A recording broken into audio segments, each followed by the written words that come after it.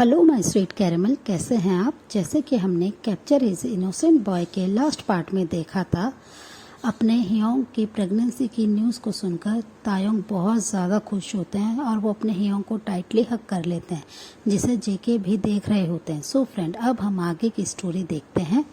जेके अपने baby boy को, अपने लव को इतना ज़्यादा खुश देखकर काफ़ी ज़्यादा हैप्पी होते हैं कि फाइनली इतने सालों में उनके बेबी बॉय के फेस पे एक स्माइल तो आई और वो बहुत ज़्यादा खुश होते हैं अपने बेबी बॉय को इतना ज़्यादा स्माइल करते हुए। तायंग बहुत ज़्यादा खुश हो रहे होते हैं और वो बहुत ज़्यादा हैप्पीली अपने हियोंग को टाइटली हग करते हैं। तो शुगा भी उन्हें हग बैक करते हैं और वो कहते हैं कि तायंग, अभी बहुत टाइम है, तुम इतना ज़्यादा एक्साइटेड क्यों हो रहे हो। तो वो कहते हैं कि नहीं हियोंग, मैं आपके लिए बहुत ज़्यादा खुश हूँ। फर्स्ट बेबी के टाइम पे मैं नहीं था तो मैंने बहुत सारी चीज़ें मिस कर दी। अब मैं आपकी पूरी प्रेगनेंसी जर्नी को एंजॉय करूँगा। और वो ये कहकर स्माइल करने लगते हैं। तो शुगा उन्हें टीज़ करते हुए कहते हैं कि खाली मेरी प्रेगनेंसी जर्नी को, या तुम भी बहुत जल्दी हमें न्यूज़ दोगे। और वो ये कहकर स्माइल करने लगते हैं। तो तायोंग उनकी ये बात सुन के काफ़ी ज़्यादा ब्लश करने लगते हैं और वो अपने फेस को नीचे कर लेते हैं। अपने लव को इतना ज़्यादा शर्माते हुए देखकर, ब्लश करते देखकर कुकी उनके पास आ जाते हैं और वो उनके वेस्ट को टाइटली अपने हैंड से ग्रैब कर लेते हैं। फिर तायोंग अपने फेस को ऊपर करते हैं और कुकी की तरफ देखते हैं। कुकी अपनी बहुत ही स्वीट टोन में कहते हैं कि बेबी बॉय चले, हम अब लेट हो रहे हैं ना। और वो ये कहकर उनकी तरफ स्माइल करते हैं, पर तायोंग का पूरा फेस बहुत ही ज़्यादा पिंक हो चुका होता है उनकी ये बात सुनकर। उनकी वेस्ट को जेके ने इतने टाइटली होल्ड कर रखा है। तो वो उनकी वेस्ट से अब जेके के हैंड को अलग करने की कोशिश करते हैं, पर जेके अपनी ग्रिप को और भी ज़्यादा स्ट्रॉन्ग कर देते हैं, जिसे देखकर तायंग और भी ज़्यादा ब्लश करते हैं। फिर वो अपनी स्वीट टोन में कहते हैं कि ठीक है चलिए।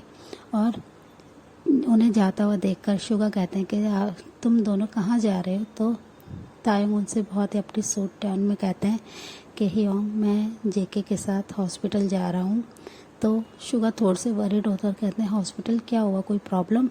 तो तायंग उनसे कहते हैं नहीं हियोंग, कोई प्रॉब्लम नहीं है, मैं बस एक बार अपने लिए सिर्फ चाहता हूँ कि जेके एक साइकेट्रिस्ट से मिले, बस मैं ये चाहता हूँ और कुछ नहीं। तो जेके मेरी बात मान चुके हैं और वो साइकेट्रिस्ट से मिलने के लिए रेडी हो गए। ये सुन शुगा काफ़ी ज़्यादा खुश होता है और कहते हैं कि ठीक है, तुम दोनों ध्यान से जाना। और वो स्लोली काउच की तरफ आ जाता है और बैठ जाते हैं बहुत ही आराम से।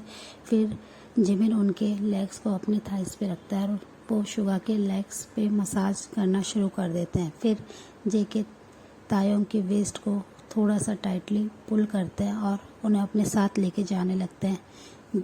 तायोंग भी बहुत ज़्यादा ब्लश करते हुए उनके साथ चले जाते हैं। वो दोनों कार में आके बैठ जाते हैं। वो बैक सीट पे बैठे होते हैं, ड्राइवर कार चला रहे होते हैं।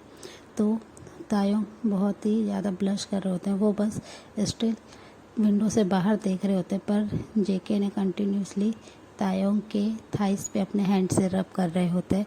तायोंग को नाइट का जो भी उनकी एक्टिविटी हुई थी वो सारी चीज़ें याद आ रही होती हैं कि वो कितने ज़्यादा वाइल्ड हो गए थे जेके के ऊपर। और वो ये सोच के काफ़ी ज़्यादा स्माइल करते हैं और जेके बार बार उन्हें टीज करने के लिए उनके सामने अपने नेक पे, जहाँ पे तायोंग ने अपने स्वीट किसेस के मार्क ड्रॉ करे थे, उन पे अपनी फिंगर से टच करते हैं और उन्हें टीज करते बोलते हैं कि तायोंग प्लीज़ चेक करना, मुझे यहाँ पे काफ़ी ज़्यादा पेन हो रहा है। तो तायोंग उनकी वॉइस सुन के उनकी तरफ टर्न होते हैं और देखते हैं कि जेके अपने लिप्स को पाउट करे हुए हैं और उन्होंने अपने नेक के उसी एरिया पे फिंगर को रखा जहाँ पे तायोंग ने उन्हें बहुत ही ज़्यादा डीपली बाइट करा था और वहाँ पे अपना किस का मार्क ड्रॉ करा था, जिसे देखकर तायोंग बहुत ही ज़्यादा शाय फील करने लगता है और वो अपने फेस को नीचे कर लेते हैं।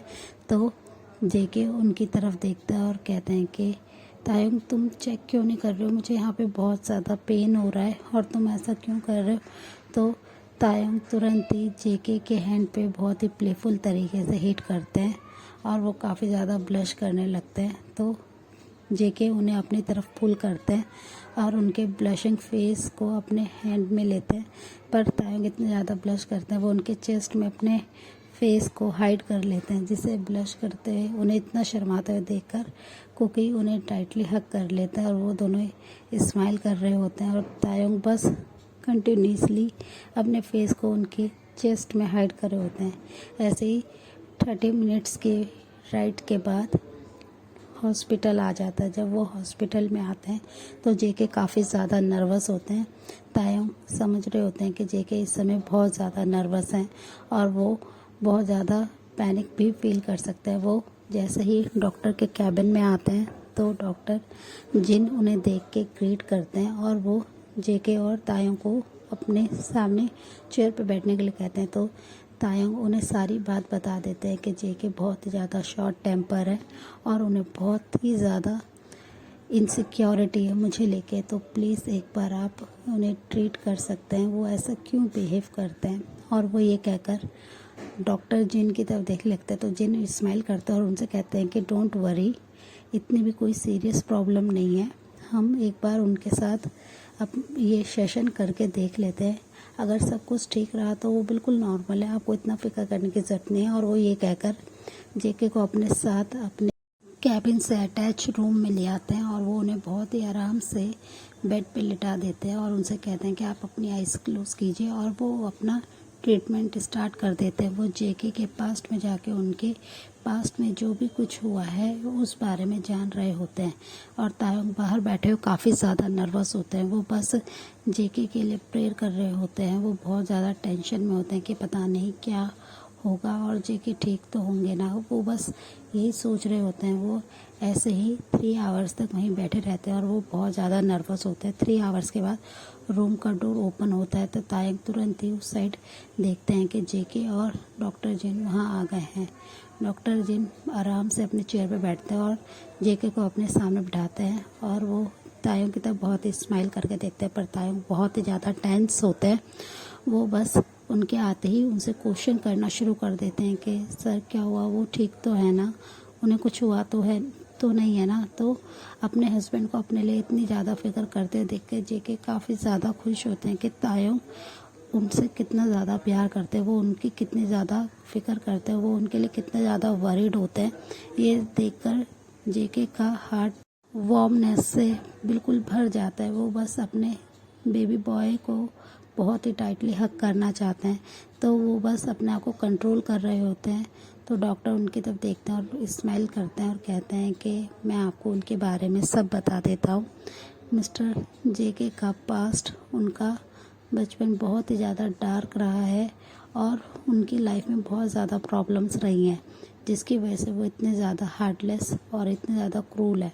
ये सुनकर तायोंग थोड़ी देर तक शॉक्ड होते हैं और वो तुरंत ही जेके के हैंड को फिर टाइटली होल्ड कर लेते हैं अपने हैंड में और वो बस डॉक्टर की तरफ देखने लगते हैं। डॉक्टर उनसे कहते हैं कि जब मिस्टर जियोन जंगकुक छोटे थे तो इनके फादर बहुत ही रिचेस्ट मैन थे, जो कोरिया के टॉप 10 बिजनेसमैन में से एक थे और उनके बहुत सारे एनिमी थे। मिस्टर जियोन जंगकुक अपने डैड और मॉम के सिंगल चाइल्ड है और उनके ही सामने उनके मॉम डैड को एक गैंगस्टर ने मनी के लिए उनके सामने उन्हें शूट कर दिया। जो ये सब एक 7 ईयर के बेबी ने अपनी आंखों के सामने देखा और वो और कोई नहीं मिस्टर जियोन जंगकुक है, जिनके पेरेंट्स को उनके सामने मार दिया गया था। ये सुनकर तायंग काफ़ी ज़्यादा शॉक्ड हो जाते हैं कि जंगकुक ने अपने मॉम डैड को अपने सामने मरते हुए देखा है। वो और भी टाइटली उनके हैंड को ग्रिप कर लेते हैं और तायंग की आंखों से आंसू स्लाइड होने लगते हैं।